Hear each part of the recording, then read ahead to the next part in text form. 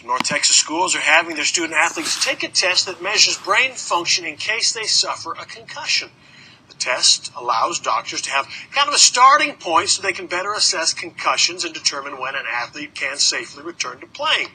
It's a baseline, pre-concussion test that doctors say they wish all schools would implement. Fox 4's Sean Rabb has our story. Go to the Trinity Christian Academy website. At Trinity Christian Academy, go to the Athletics tab. Student athletes are taking their first test before school begins. Consent form and impact testing link.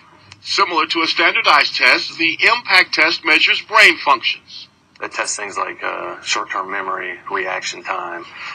So they'll look at symbols and shapes, and they'll have to remember them from the beginning of the test to the end of the test. And have you had students here who've suffered concussions or brain injuries? Of course, absolutely.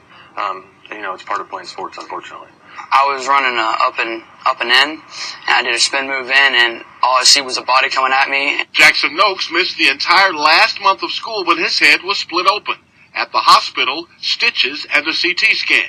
The CT scan showed us that there was no internal bleeding, and so things looked really positive, and we were feeling, oh wow, we just have a really nasty scar to deal with.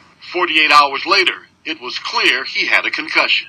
I actually went to church, and it was kind of loud, and had to sit in the back, and had to put my hands over my ears. It was too loud. Noakes had taken the impact test, and doctors could compare brain function before the injury, helping doctors plan treatment.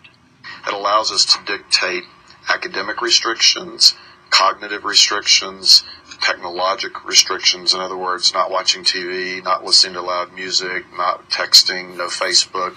I had 2 concussions. Grace Dowd's concussions coming in soccer. The second one masked by a broken leg and dislocated shoulder. We used that as my baseline, and that was my baseline for the next time. The test, a great tool to help doctors see the invisible. One of the things I've always said about concussions is we can't see the brain limp. Russ Betts hoping his student athletes stay injury-free and won't have to take this test again. Sean Rabb, Fox 4 News.